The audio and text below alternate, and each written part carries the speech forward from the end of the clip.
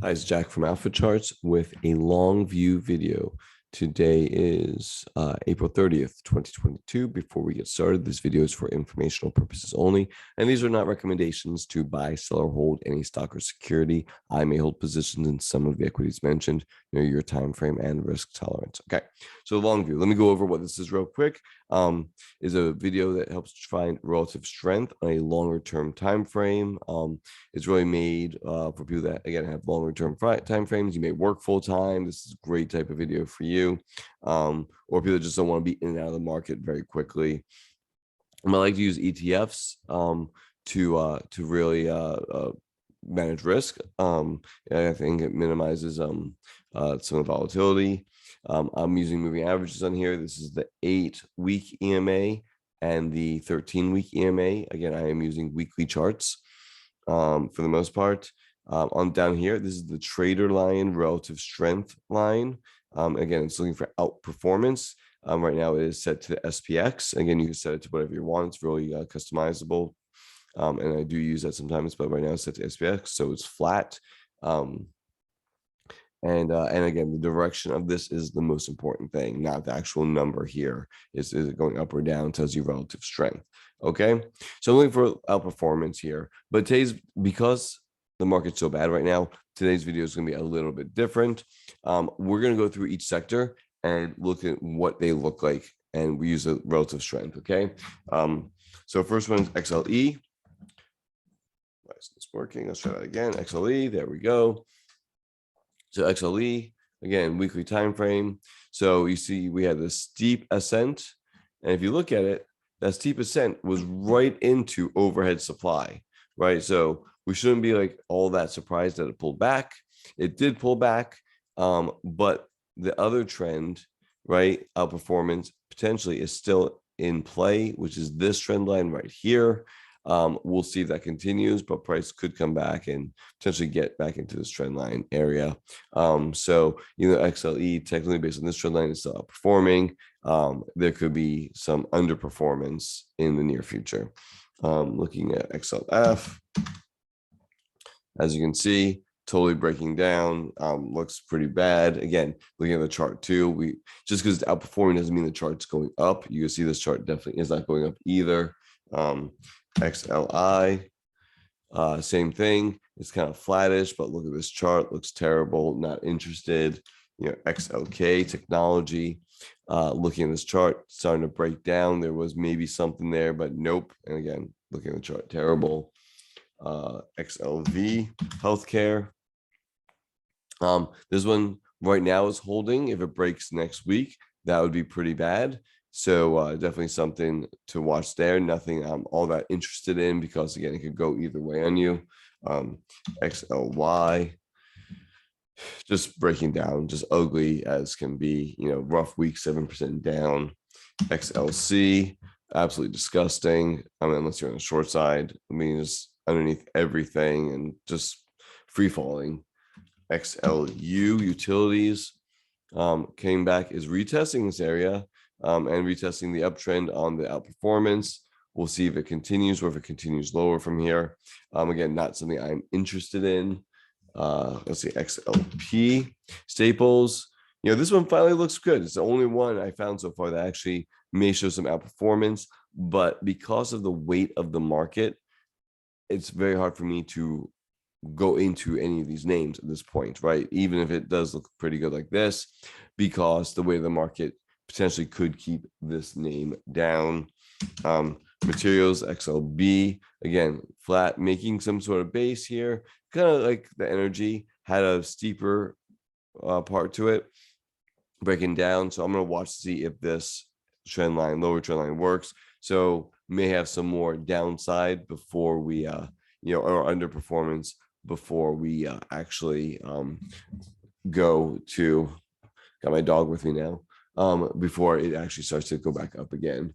And then XLRE, again, real estate, just a nasty, 5% down week. And again, this trend line is not great and it's real estate, whatever, not interested. So that's why I'm not going any further. Usually I go into specific ETFs at this point of what I like, but I can't do that because the market looks so bad.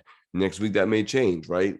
It very well could change potentially, but as of right now, it's not. And I can't with good conscience give anybody, stocks to pick if things aren't looking, if I wouldn't do it myself, right? I'm pretty honest. So and there's nothing out there I want to own right now. If you want to go short, there's things potentially setting up, but those are kind of extended also. But let's talk about now what a bottom may look like. And I go more in depth in my state of the market, which I produce Saturday mornings on YouTube. But this is going to be but this is basically the crux of it, right? This is specifically what I'm looking for. So I wanted to break it out and share it with you. Okay. So let's talk about, and I'm going to actually take off the relative strength now because we don't need this for what I'm going to talk about. SPX. So here's the SPX. This right here is the VWAP from the COVID lows, okay? And it runs right around 38, 35, we'll call it. Well, there's a measured move. If you take from here to here, it's roughly 11-ish%. Then if you go from where we at here, right around here to the VWAP, it's, roughly 11-ish%. So this VWAP may be significant, okay? And I think that's something that we need to watch as a potential area of support. It may not be, but again, anchored to the COVID lows. That's one thing. Measured move from a Head and Shoulders like top. Okay. That's the first thing. On the cues, what are we looking for? I am looking for this 300-ish area to potentially hold. That is roughly 6% or so, 295, 300, doesn't have to be exact, roughly 6% or percent lower. So that's an area that could be potential support. It doesn't mean it has to be, but it's potential for support. Okay. So that's the cues. 300-ish could be important. Again, on the SPX, just going back, how much further lower is this from where we're at? Okay. About 7, we'll call it 7%. So Qs are, what we say, 6% or so. Yeah, roughly 6%, SPX 7% in the same general area. Do I think it's going to go there in 1 week or 2 weeks? I don't know. We could get some choppiness, some pullbacks, kind of like we've had, we've had 1 or 2 weeks of positiveness, and then it kind of rolls back over. We could get that again, potentially, maybe into this 333 level, but no, 6-7% from here. And these are the specific levels I'm looking for. On the IWM, I'm looking for this level, about 170-ish or so to hold. 170-ish is again in that 7% range. Again, so they're all kind of lining up, and this has a very nicely well-formed 5-wave pattern that's trying to finish out, and I think may finish it right into this area. Do I think it happens in 1 week? Nope. But do I think that that's an area where major support should be found if it gets there? Yes. All right. So those are the indexes. What I'm looking for. I'm also looking for VIX. I'm gonna go to a daily because that's what I'm looking for on this. A VIX over 40. That's what I'm looking for. If you can see a VIX, even 38-ish would be fine, right? But it's got to get higher than VIX. Volatility's got to increase.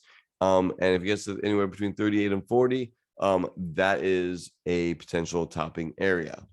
Again, now when I talk about this, I'm talking about especially with the indexes are pulling in to their potential support areas, and you have VIX over 40, and you have the put call ratio. I like the equity only put call ratio, PCCE, to be I want looking for that over 1.4. Okay, again, these are my sentiment indicators. These are the dates that they kind of hit these overbought, oversold major areas. You see overbought happens quite a lot, but oversold doesn't. And so again, if everyone thinks the world is ending, the market's going to zero, I'm going to take the other side of the trade, that the world is not ending. Okay. Because if it does end, well, I'm wrong anyway, so it doesn't matter. But chances are it's not going to end. And this is potentially a good contrarian level to potentially look for bottoms. Again, looking at SPX's levels, the VWAP, QQQ, 295 to 300, IWM, 170-ish, the VIX, 38 to 40, put call ratio over 1.4. And the last piece I'm looking for that's going to be really big is percent of stocks above their 50-day moving average. This is the MMFI on TradingView. And I'm looking for this to get under 10%. I think under 10% is a level that's important. I don't know why we did that. Is that 20? We'll call it 24%. We want it under 10%. So it's not there yet. So if that could pull into under 10% as the indexes are hitting their marks, as the VIX is spiking into that above 38 level, as put call ratio is above 1.4, breadth is washing out, you have sentiment, you have breadth, you have volatility, you have psychological factors, you have price factors, all of that comes together. Then I'll be looking for a bottom. Of course, only price pays, and we have to make sure we manage risk and everything else. But those would be the specific areas I'm looking for. Right now, we're not there. Volatility is probably going to increase, not decrease in the short term. I think there's a Fed meeting next week. All kinds of issues are going on. So again, things can get more volatile. It doesn't happen in a straight line either. So these snapbacks rallies, know your time frame, right? I like to be a little bit, longer time frame, and this video is kind of made for the longer term time frame. So I don't think it's safe yet. Again, who knows next week? My view could change, but as of right now, I think the downside is the more likely scenario. And again, those are the levels I am watching. I'm very transparent. I can't really give you guys setups because I think that would be irresponsible of me to do that for the time frame I look at, and I'm not taking any. Okay. Anyway, hope you all stay safe out there. Like and subscribe. I'm trying to build my trading view base, my YouTube base, my Twitter base at AlphaCharts365 on Twitter. Whatever. Hope you like the stuff. Stay safe out there. Take care. Goodbye.